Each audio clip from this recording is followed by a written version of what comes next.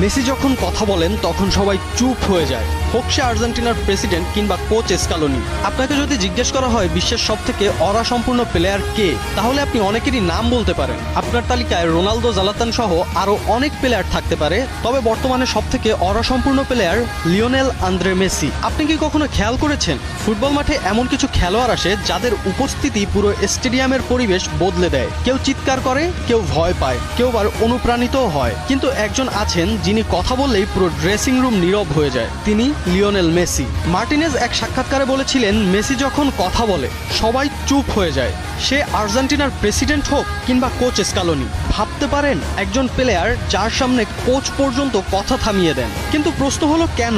এটা কি শুধু তার 8টি ব্যালন ডি'অরের জন্য, নাকি বিশ্বকাপ জয়ের জন্য?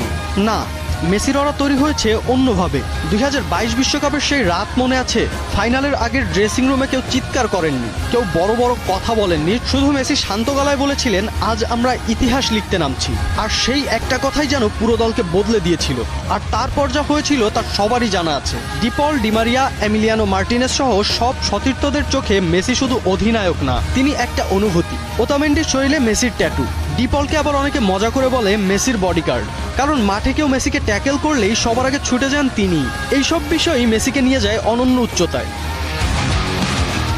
আরেকটা ঘটনা জানেন? কোপা আমেরিকার এক ম্যাচে পুরো স্টেডিয়াম উত্তেজিত, রেফারির সিদ্ধান্তে ক্ষুব্ধ আর্জেন্টিনা। সেই সময় মেসি শুধু হাত তুলে সবাইকে শান্ত হতে বলেন, আর কয়েক সেকেন্ডের মধ্যেই পুরো দল শান্ত হয়ে যায়। এই ক্ষমতা সবাই পায় না। রোনালদো আপনাকে অনুপ্রাণিত করবে, জালাতান আপনাকে অবাক করবে, কিন্তু মেসি আপনাকে বিশ্বাস করাবে যে অসম্ভবও সম্ভব। হয়তো এজন্যই বিশ্বে একটা কথা ধীরে ধীরে সত্যি হয়ে যাচ্ছে, মেসি শুধু একজন খেলোয়াড় না, তিনি ফুটবলের নীরব রাজা।